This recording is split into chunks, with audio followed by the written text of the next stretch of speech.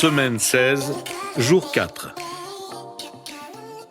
Bonjour et bienvenue à Dieu au quotidien, notre série d'études méditatives sur la lettre de Paul aux Romains. Aujourd'hui, nous poursuivons notre réflexion sur le chapitre 15. Nous en sommes au 4e jour de notre survol de ce chapitre et étudierons ensemble les versets 16 à 21. Vous vous souvenez sans doute qu'hier, nous avons beaucoup parlé du dévouement de Paul, de son dévouement au service de Dieu. Nous avons mentionné 3 des 11 qualités construites sur 11 mots-clés qui nous révèlent qui était Paul et comment il servait Dieu. Le premier mot-clé est le mot « convaincu ». Paul était convaincu que Dieu pouvait accomplir une œuvre dans la vie des autres. C'était l'une des caractéristiques de son ministère. Nous avons mentionné le deuxième mot, le mot « audace ». Paul parlait avec une certaine audace tout au long de son ministère parce qu'il se souciait des non-juifs. Nous avons enfin parlé du troisième mot, le mot « grâce ». Tout le ministère de Paul était construit sur sa reconnaissance profonde pour la grâce de Dieu. Les versets 16 à 21 de notre chapitre contiennent les 8 autres mots-clés. Lisons ensemble ce texte à partir du verset 15. C'est avec une certaine audace que je vous ai écrit par endroits, comme pour réveiller vos souvenirs. Et cela à cause de la grâce que Dieu m'a faite d'être serviteur de Jésus-Christ pour les non-juifs. Je m'acquitte ainsi du service sacré de la prédication de l'évangile de Dieu, afin que les non-juifs soient une offrande agréable, devenue sainte par l'action de l'Esprit Saint. Je peux donc me montrer fier en Jésus-Christ de l'œuvre de Dieu. En effet, je n'oserais rien mentionner si Christ ne l'avait pas accompli par moi pour amener les non-juifs à l'obéissance par la parole et par les actes, par la puissance des signes et des prodiges et par la puissance de l'Esprit de Dieu. Ainsi, depuis Jérusalem, en rayonnant jusqu'en Illyrie, j'ai abondamment propagé l'évangile de Christ. Je me suis fait un point d'honneur d'annoncer l'évangile là où Christ n'avait pas été annoncé, afin de ne pas construire sur les fondations posées par un autre, mais comme il est écrit, ceux à qui il n'avait pas été annoncé verront, et ceux qui n'en avaient pas entendu parler comprendront. Paul utilise un 4e mot pour décrire son ministère, c'est le mot « serviteur ». Paul est un serviteur de Jésus-Christ pour les non-juifs.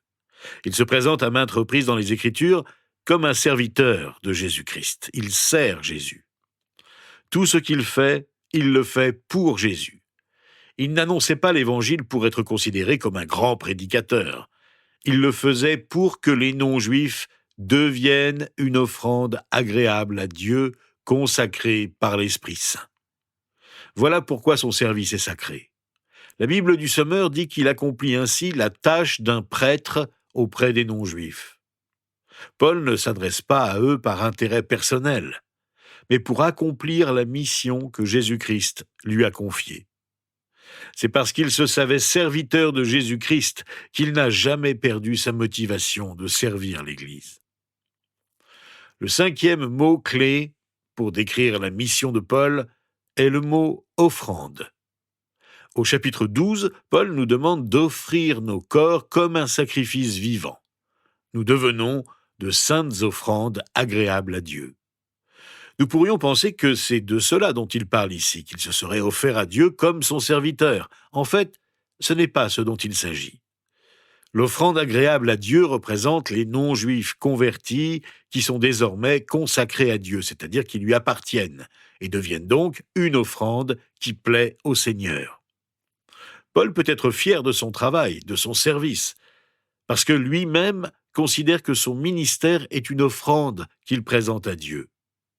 Son service sacré est celui d'un prêtre, d'un officiant, qui célèbre Dieu en parlant de la bonne nouvelle autour de lui.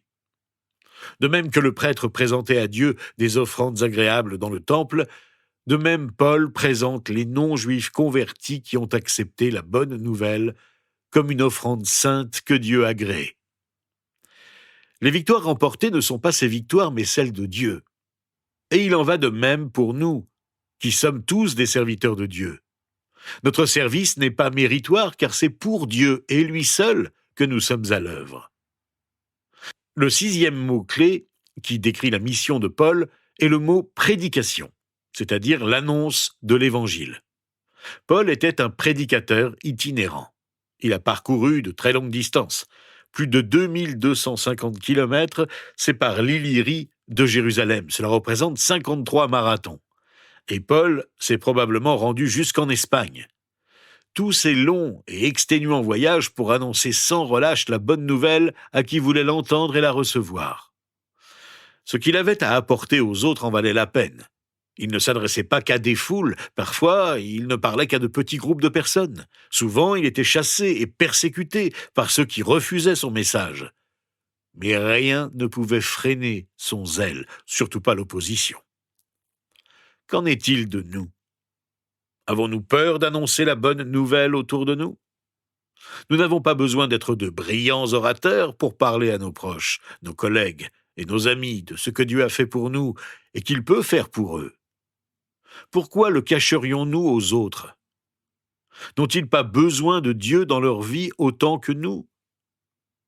Montrer l'exemple est primordial, comme faire preuve d'humilité. Mais nous sommes aussi encouragés à saisir les bonnes occasions pour faire part à ceux qui nous entourent de la foi qui transforme les vies et nous rapproche de Dieu. Le 7e mot clé qui caractérise la mission de Paul est le mot « fier ». Paul déclare au verset 17 « Je peux donc me montrer fier en Jésus-Christ de l'œuvre de Dieu ». Sa fierté n'est pas à confondre avec l'orgueil. D'ailleurs, c'est en Jésus-Christ qu'il exprime sa fierté. La Bible du Sommeur traduit ainsi « Voilà pourquoi, grâce à Jésus-Christ, je suis fier de mon travail pour Dieu ». L'attitude de Paul est claire. Il travaille pour Dieu, le mérite revient à Dieu. S'il parvient à convaincre ses auditeurs de changer de vie et de suivre le Seigneur, c'est uniquement grâce à Jésus-Christ qui agit en lui par l'Esprit Saint. Voilà ce dont il est fier. Le 8e mot-clé lié au ministère de Paul est le mot « Christ ». Voici ce que Paul dit. « Je n'oserais rien mentionner si Christ ne l'avait pas accompli par moi. » Paul ne voulait pas parler de ce qu'il avait accompli, il ne voulait pas parler de ce que l'Église avait accompli, il voulait parler de ce que Jésus avait fait, parce qu'il savait que Jésus-Christ est le seul qui puisse changer la vie des Juifs comme des non-Juifs. Parler de Christ, parler pour Christ, voilà le secret de son ministère. Ce qui compte pour Paul, ce n'est pas ce qu'il a accompli pour Christ, mais ce que Christ a accompli par lui.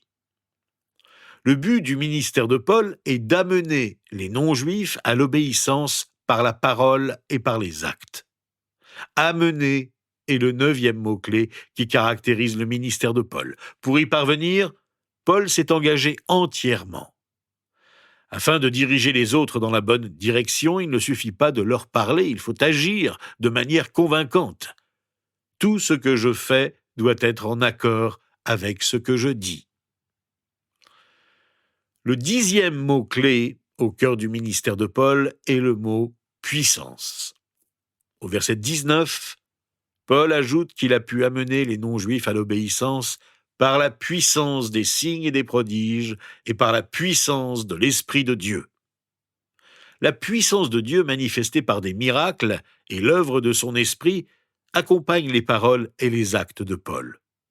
Beaucoup se demandent pourquoi il n'y a pas autant de miracles de nos jours qu'à l'époque des apôtres. En fait, Dieu peut accomplir des miracles à tout moment, et personne ne peut limiter ses actions extraordinaires. Mais il agit souvent ainsi pour affirmer le service, la mission de ceux qu'il a choisis pour être ses serviteurs. Par exemple, dans l'Ancien Testament, c'est le cas de Moïse.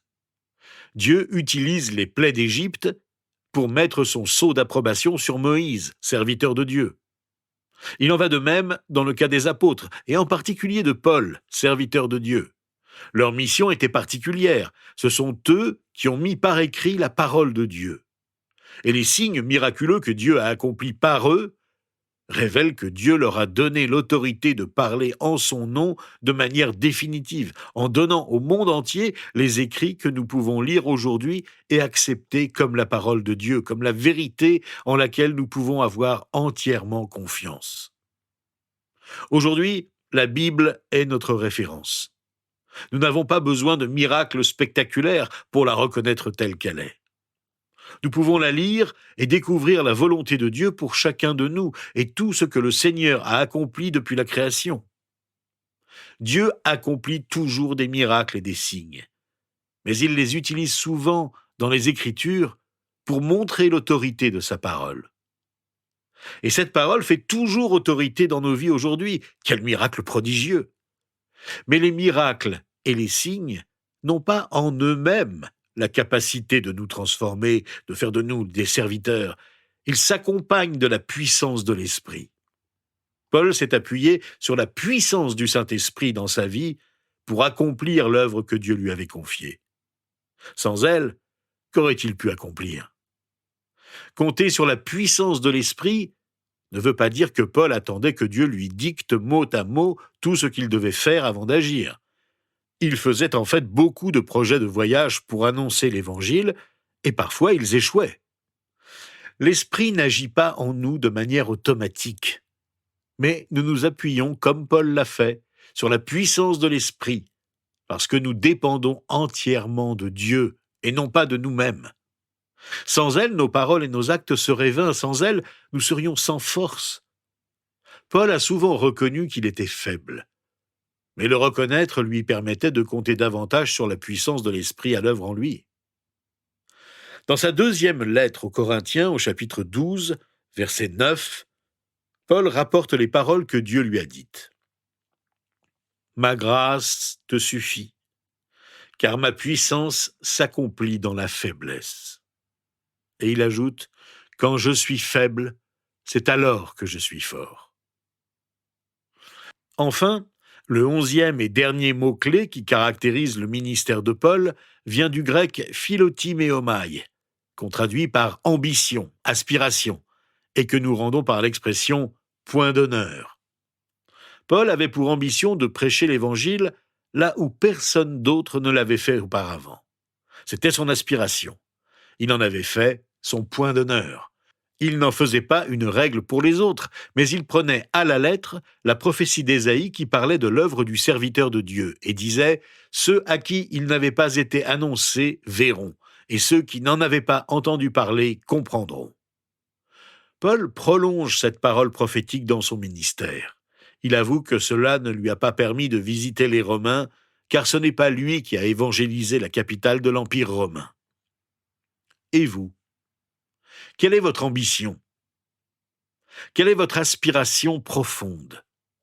Je ne parle pas de projet personnel pour votre famille ou pour votre travail, mais de votre ambition pour le service de Dieu.